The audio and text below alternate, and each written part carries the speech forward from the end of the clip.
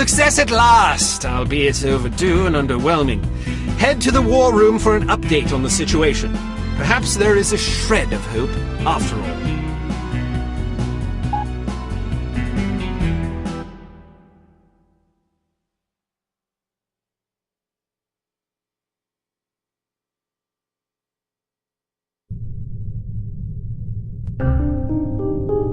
I can't believe this. She's late again.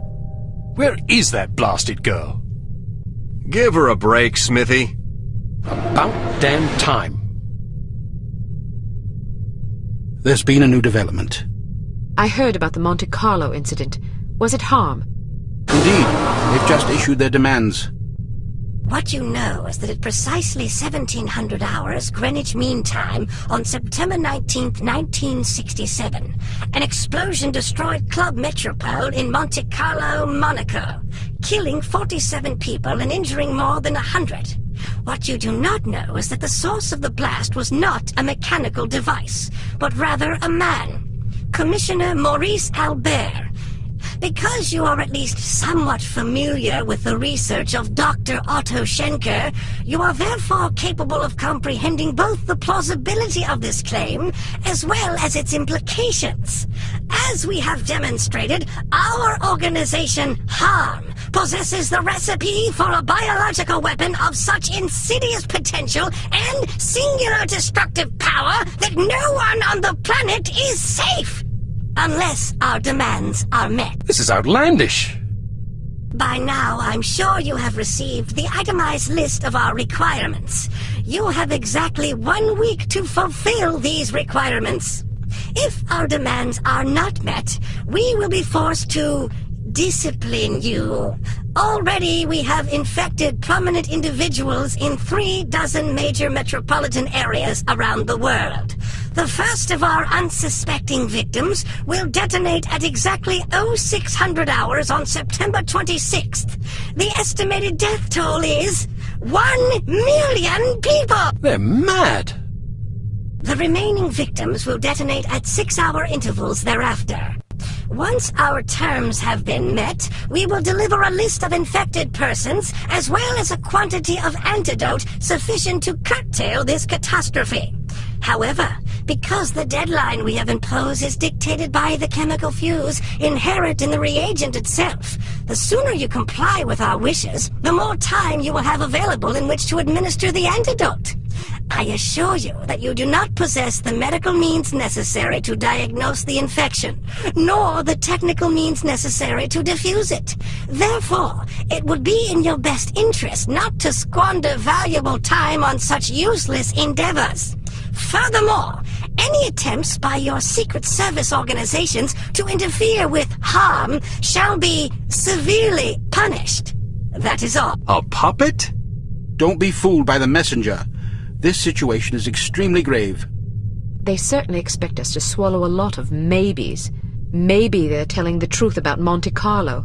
Maybe the consequences would be as dire as they predict.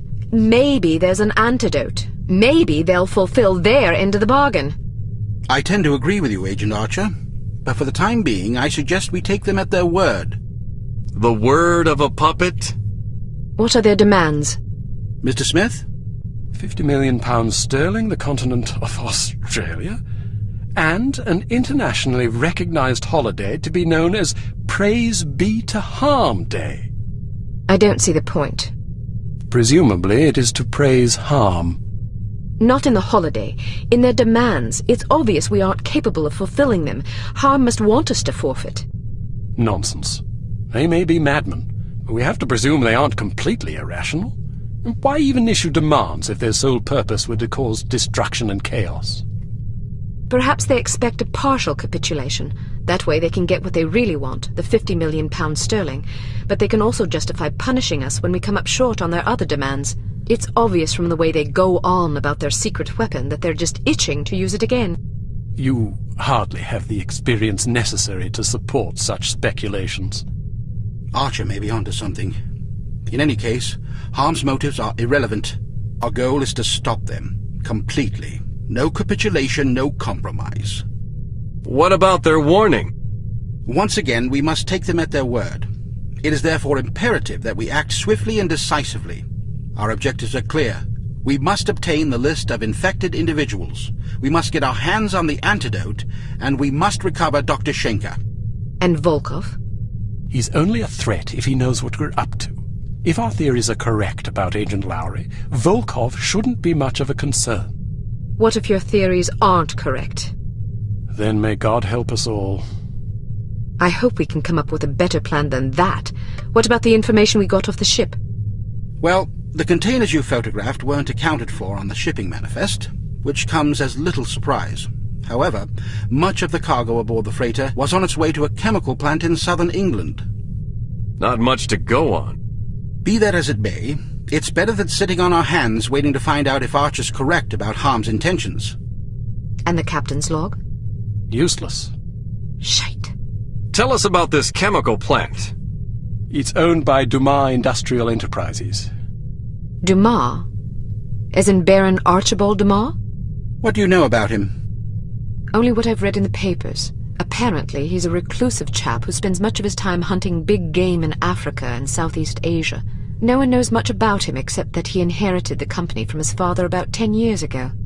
We're counting on you to discover whether or not he's connected to Harm. And if he is... First things first. For now, try to get an audience with the man. Size him up. We need to know what sort of fellow we're dealing with. Your best bet is to see if you can catch him at the chemical plant. There's also a corporate office up north, but apparently he doesn't spend much time there. Whatever you do, don't jeopardize your cover. It's imperative that we take Harm by surprise. Understood. I have a hunch we're getting close. If this lead pays off, we'll be one important step closer to victory. Welcome to Advanced Field Tactics. We've cooked up a stunning new perfume for you. It temporarily blinds and dazes anyone caught in its influence. Do be careful not to spray it upwind.